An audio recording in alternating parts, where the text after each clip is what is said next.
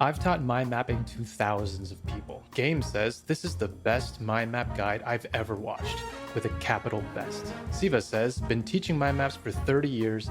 It's about time someone started getting it right. Fantastic. Well, thanks. Appreciate you. So this is the ultimate mind map tutorial. I'll be going from a blank page to a complete mind map so you can follow along step by step. I'm Mike. I'm a doctor turned learning coach, and I created StudyQuest. It's a program that helps you get better grades while studying less. And we have students from all over. We got med students, we got computer science, we got all the Ivy League students, and they're all academic weapons who save about 2 hours of study time per day. And a key part of their success is our technique called the tree notes. It's really a combination of mind mapping and concept mapping done in a way where you maximize how much you can learn and minimize the amount of time spent learning it. And we teach it this way because learning isn't just about getting good grades. If you want to earn more with your mind, then you need a way to retain and apply even the most complex concepts. So let's jump right on in. I'll be mind mapping some marketing concepts because I know there are a lot of entrepreneurs and side hustlers on our channel now. So I thought I'd use an example that will actually be helpful to you. So tree notes. Tree is an acronym for the 4 steps, and each of these come from evidence-based techniques. We'll start with T, which stands for thought process. So back in medical school, a really big mistake I would make is I would just jump right in and I would just start trying to memorize everything, right? Without really thinking about what order should I be learning these things in. It's a big mistake, right? I was too occupied with learning all the leaves of the tree. These are the facts and the details and all these things you had to memorize. But I realized that if you understand the trunk of the tree first, which is the thought process, then everything else becomes so much easier to understand. So if we have a bunch of keywords we're trying to learn, we want to first identify what are the main concepts and then what are the details. And by using the 80-20 rule, we can identify the 20% most important keywords, because those are the concepts, and just kind of ignore the 80% other keywords for now, because those are the details. We'll come back for them later. Because the most important concepts, that makes up the trunk of our tree. So looking at my keywords here, I'll create an outline of which are the concepts and which are the details. It should be pretty obvious which keywords are concepts and which are details, but let's say you have no idea whatsoever. Well, you can use ChatGPT to help do a little bit of the heavy lifting for you. So I'm studying for my marketing exam. Here are a list of keywords I need to know. Please separate them into concepts and details for me. So I'll go ahead and leave these prompts in the description for you so you can just copy and paste if you want to use them. And from this exercise, you might find a lot of concepts, but to make the trunk of the tree, you really want to focus in on 2 to 4 of the most important concepts. So here we have paid advertising. We have cold calling. We have organic content. And we have warm outreach. All right, so I'll set aside all the other keywords for now, and I'll just work with these first. And I'll just lay out all these concepts onto the page, make sure to leave some room in between them so that I can kind of brainstorm what are the connections between these concepts. And this is super important to figure out the connections between these. The typical mind map would just write the topic in the middle, and then the 4 branches coming off of it like this. But the problem here is that you don't think about the connections between the core concepts. And without those connections, your tree becomes really weak and flimsy. And this keeps all the branches isolated and harder for your brain to retain. So an easy way to connect these core concepts is to ask evaluative questions. How do these ideas relate to each other? What are the similarities? What are the differences? Is there a cause and effect? Are they all parts of a bigger whole? Is there a chronological order to them? Is there a logical or scientific basis for why these are all related, right? These are all questions that will help you connect these words together. And of course, you can use AI to help you brainstorm as well, but it's always a good idea to try it with your own brain first, because that's the way that you're really going to remember it. Again, I'll leave some of these prompts in the description if you want to use those. All right, so let's go through some of these terms. I've identified these 4 terms to be the main concepts of the material, and what they have in common is they're all forms of marketing in order to find more customers. So first we have paid advertising. This is when you pay money, usually a lot of money, to show an advertisement to a bunch of people all at the same time, right? Think about the ads that you see on TV commercials. These could be the ads at the beginning of YouTube videos. Next is cold calling. This is where you call people one at a time. They're usually strangers, hence the word cold, like a cold approach. Another version of cold calling that you might be familiar with is going and knocking on people's doors to see if you can try to sell them something. So using evaluative questions, right? Let's compare and contrast cold calling versus paid advertising. So cold calling deals with one person at a time. You're calling one person on the phone at a time, or you're knocking on a person's door one at a time. Compare that to paid advertising. It's usually not one person at a time. It's a lot of people at a time. You're making a commercial, probably thousands or even millions of people are going to watch it all at the same time. So next is organic content. We're all pretty familiar with this, right? This is the content that you see, like this YouTube video, for example, or Instagram or TikTok, or writing blogs on the internet. So again, evaluative questions. How does content relate to the previous two main concepts? Well, content can also be viewed by thousands of people all at the same time. So it's similar to paid advertising in that way. But unlike paid ads, you don't have to pay money to put it in front of people. Like, I didn't pay any money to force you to watch this YouTube video, right? I just published it to my channel and the algorithm just showed it to you. And then we have warm outreach. This is basically reaching out to people one by one, kind of like cold calling. But unlike cold calling, this is reaching out to people who already know you. And since you already know them, it's usually free for you to contact them. Whereas cold calling is reaching out to strangers. So it can cost money sometimes because you have to pay to acquire lists or emails or phone numbers to contact. But warm outreach is contacting people who are not strangers. Maybe they already follow you on social media. Maybe they subscribe to you on your mailing list or on your YouTube channel. Maybe they're just your friends or your family members on your contact list. So asking those evaluative questions really helps us think about the relationships between those four main concepts. And it really helps me see that the connections have to do with how many people you're reaching at once. Is it one person at a time or many people at a time? And the other connection I see is how much money it costs. It costs money to do paid advertising. It also costs money to do cold calling, although not as much. And the other two are generally free. So thinking about these four concepts in this way will really help me draw out my thought process. How do they all connect? Well, I see them kind of like this.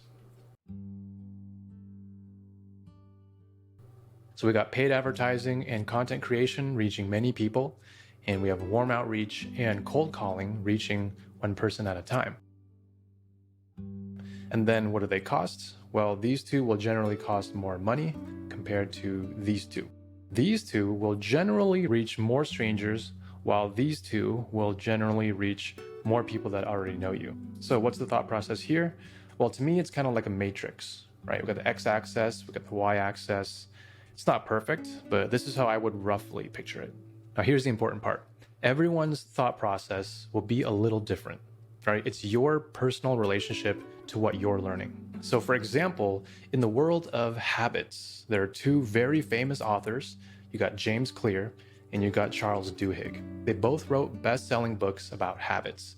But if you open both of their books and put them side by side, and then you look at their table of contents, you're going to see that their headings and their frameworks on habits, they're similar, but they're also slightly different, right? You'll see that the topics that they wrote about and the order of topics in which they put their chapters, they're slightly different. That's because they both have their own unique thought process on how they think about habits. And that's what makes learning and science so fun, is that people have their different approaches and they debate about it, right? There's all these different perspectives, and it's up to us to evaluate these different viewpoints and then synthesize them and form our own conclusions. This is something called syntopical learning. Like if you just searched on Google or YouTube on how to mind map, you probably found me. That's why you're here watching this video. But you also find dozens of other people who are all teaching their approach to mind mapping, right? Everyone teaches it slightly different, so students will just gravitate towards the thought process that resonates with them the most. So that's how you want to think about it, right? Every author, every teacher, every professor, every lecturer, they all have their own thought process. And when they teach you, they try to convey their thought process of the subject to you. But not all students will understand it in the same way, right? That's why some professors make no sense to you, but other professors, it just clicks. So when you have mastery or expertise on a subject, that means that you have such clear and a useful thought process for that subject that you're able to teach it better. You're able to make better content. You're able to deliver more value. And that's how you use your knowledge to earn more money in your work and your career. So thought process, right? Super important. Don't skip the step. It makes up the trunk of the tree. Next is R, which stands for relationships. We're going to add all the rest of the keywords into the tree now. These will be the branches and the leaves, but we want to add them by relationships. An easy way for me to demonstrate this is to show you what you don't want to do. So what we touched on briefly before is that a typical mind map will put the main topic in the middle like this, and then you add keywords one by one in a very hierarchical manner, right? And this is not ideal because it forces our brain to think of these groups as isolated from each other. And so it encourages us to start memorizing all these details, and that's not what we want to do. Knowledge isn't stored in our brains like a filing cabinet where information is just siloed away in folders, right? It's more like a tree with networks and connections. A strong tree has a network of roots and branches. And to achieve that, we want to add our keywords in relationships. This is relational learning. It reflects how our brain prefers to store information. So when you're adding your keywords in relationships, you can do this layer by layer, right? You can start with the sub branches and then you can connect them as you go.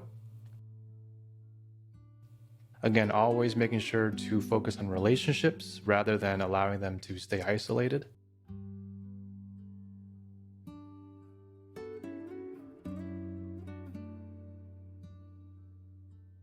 If you want to add them in layers, you can start by ranking all your keywords by which ones have the most relationships with the other keywords. So this word, target audience, right?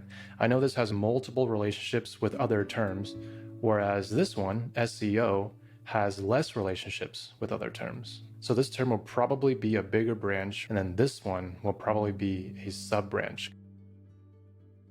So after doing more critical thinking, using the evaluative questions to compare and contrast these terms together, I found that all these relate together as one big funnel. The thought process here is like the start of the funnel that gets the attention, right? Gets the eyeballs from all the customers, and it takes the customer down a funnel where they start to build a deeper connection with the brand the deeper they go. And actually, this funnel can be our new thought process going forward. Just be aware that your tree note can grow and evolve as you continue adding relationships to it. And also, just a side note here is I highly recommend you do this with an iPad or a tablet rather than using paper and pen, because it's so much easier to erase and kind of move things around if you find a better fit for that somewhere else on the map. And trust me, if you're doing it right, you're going to be doing a lot of erasing and a lot of moving things around. All right, so you're just going to continue adding all the keywords by relationships until they're all added to your tree. Right, next we have E, which stands for expressive. The brain remembers visuals better than it remembers words. Like if I told you to think of an apple, then you probably think of it visually first, right? You probably think of a red piece of fruit rather than thinking of the word apple, A-P-P-L-E. Plus, visuals are much more efficient than words, right? It would take me several seconds to read this paragraph, but I could just look at an image and instantly know what it's telling me. And when it comes to you having to review your notes, like for an exam, then imagine having pages and pages of paragraphs to read, right? It's going to take so long. So right now, if you have a lot of words on your tree, then you want to go through and turn them into visuals.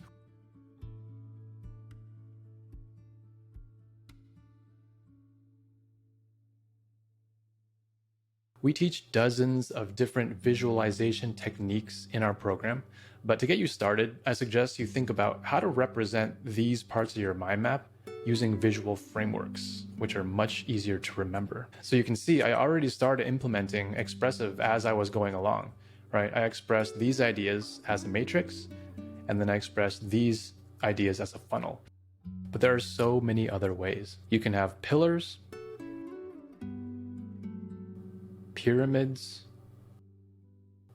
cycles, flow diagrams, charts. I mean, there's so many more examples. Our brains are already familiar with these visual frameworks. So when you apply these to what you're learning, it makes it so much easier to just instantly remember your notes. All right, the second E stands for efficient. And this refers to making it efficient for review. Again, there are dozens of techniques here that we teach, but a great one to start with are mnemonics. And this is something that I used so much in medical school. We had acronyms, we had abbreviations, we had rhymes, all of these things to help us remember. A great example of a mnemonic is the tree method that you're learning right now in this video, where each letter reminds us what to do and in what order. And actually, tree notes is just one of the many skills that we teach in our program. There are others that we use alongside it to make it even better. So for you, if you have a list of processes or keywords, then you can form an acronym, you can form a rhyme, right? Anything to make it easier to remember. And you can definitely use ChatGPT to help you brainstorm here. So looking at the marketing terms here, we have a mnemonic for a sales script. It's going to make it a lot easier to remember all these steps and in what order to use them. So at this point, you've gotten all your keywords onto your tree. It's time to put your knowledge to the test. And the challenge is, can you close all your notes, pull out a blank piece of paper or a blank iPad screen, and actually draw your mind map from memory? And this exercise is similar to the blurting technique, right? Or active recall, where you close your notes and you write down everything that you can remember about the topic, which I think is really beneficial for your retaining the information. But if you can actually redraw your tree note, complete with all the relationships and the structure and the expressions that you created, then this would truly reflect your mastery of the information. Once you're able to redraw your topic several times from memory with ease, that's how you know that you're ready for an exam, or that you're just ready to use that knowledge in a masterful way anywhere you go. Like if you're at a job interview and you get asked a question, you can just mentally retrace the steps to your mind map in your head, and you'll be able to recall information pretty effortlessly. This is why some people are really good at creating content or being on podcasts or just creative writing. This is how mastery of your knowledge can translate to more than just getting good grades, but actually leveling up your earning potential. So this tree note example was on marketing concepts, but I do have another example. If you're a med student or even a pre-med student, then I do have a prior demo on a medical concept. If you want to check that out, then I'll leave a link in the description. And if there's any other subject you want me to try, then definitely let me know in the comments below. And of course, to all you synthesizers and innovators out there who are really looking to turn your knowledge into online income, this is how I would recommend you approach learning. This is how I built a channel and a business around my knowledge. So trust the process and keep practicing. See you next time.